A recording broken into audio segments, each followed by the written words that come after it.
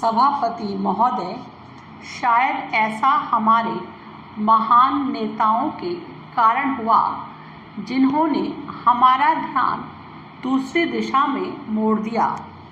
यह शायद भारत की आत्मा थी जिसने हमें संभाला और हमारा मार्गदर्शन किया। इस तरह भारत में संघर्ष के अनुभव ने लाखों लोगों को प्रभावित किया, हमें मजबूत बनाया और स्वतंत्रता दिलाई। दुनिया पर इसकी गहरी छाप पड़ी, लेकिन हमें याद रखना चाहिए कि स्वतंत्रता ऐसी चीज़ नहीं है जिसे एक बार पाकर बिना मेहनत किए हम हमेशा बनाए रखें। स्वतंत्रता पर तो लगभग हर पीढ़ी में प्राप्त करनी होती है। यदि लोग कमज़ोर हो जाएं और इसकी रक्षा करने में समर्थ ना हो तो वह उनके हाथ से निकल जाती है। इसलिए यह शायद अच्छा ही हुआ कि वर्तमान पीढ़ी में हमारी स्वतंत्रता पर एक और आक्रमण हुआ।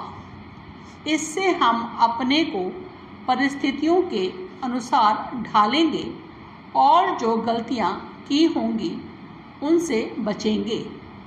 नरमी बरतने की गलती, उन सिद्धांतों को भूलने की गलती जिनके अनुसार हम चलते हैं और जिन्हें गांधी जी और गुरुदेव ने प्रायः दोहराया है। इस संस्था में यह विशेष रूप से आवश्यक है कि आप उन सिद्धांतों को याद रखें। बहुत आवश्यक है कि संकट की इस घड़ी में हम देश की भरसक सेवा करें और हमारा ध्यान सेवा के सही ढंग की ओर हो। दुर्भाग्य से आज के संसार में मनुष्य पर और किसी भावना की अपेक्षा डर और नफरत का प्रभाव अधिक होता है। अपने स्वाधीनता संघर्ष में हमने कुछ अंश तक डर और नफरत पर विजय पाई। यह अच्छा लक्षण था। क्या अब भी हम वैसा ही कर सकते हैं या हम डर और नफरत तथा उसके अनगिनत खराब प्रभावों के शिकार हो जाएंगे?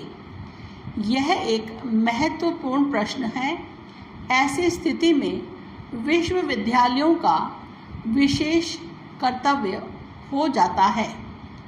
विश्वविद्यालयों में शिक्षक और विद्यार्थी मिलकर जीवन के मूल और मार्गदर्शन सिद्धांतों के बारे में सोचते हैं और प्राचीन प्रज्ञा तथा आधुनिक अनुभव के आधार पर विचार विमर्श करते हैं।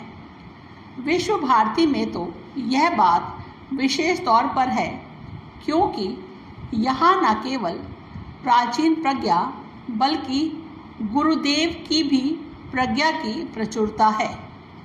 विश्व भारती अंतर्राष्ट्रीय विश्वविद्यालय माना जाता है।